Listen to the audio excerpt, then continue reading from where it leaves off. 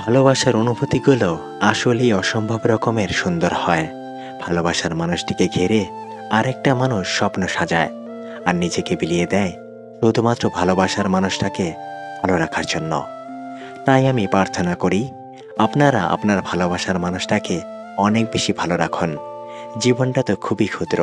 এই ছোট্ট জীবনে ভালোবাসার মানুষের সাথে ভালো থাকার চেয়ে সুখের আর কি বা হতে পারে, তাই না?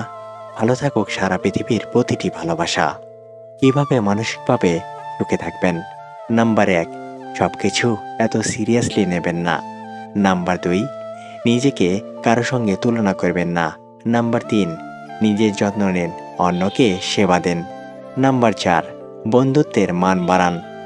অনেক ঝগড়া, রাগ, অভিমানের পরেও যে আগে কথা বলতে আসে সে নির্লজ্জ নয়, বরং তার কাছে ভালোবাসাটা অনেক দামি। সমুদ্র হোক বা সংসার, যে ধর্মের নৌকা প্রস্তুত করে সে ঠিকই পার হয়ে যায়।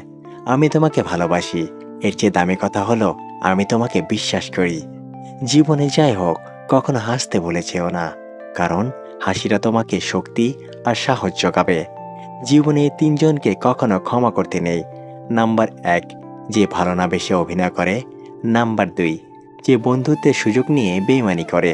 নাম্বার ৩, যে বিশ্বাসের অমর্যাদা করে। যে নারীর মাঝে এই ৪টি লক্ষণ দেখবেন, বুঝে নেবেন তার শরীর যে কে উপভোগ করে।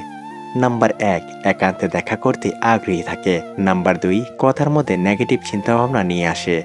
নাম্বার ৩, নিজের রূপে আকৃষ্ট করতে চায়।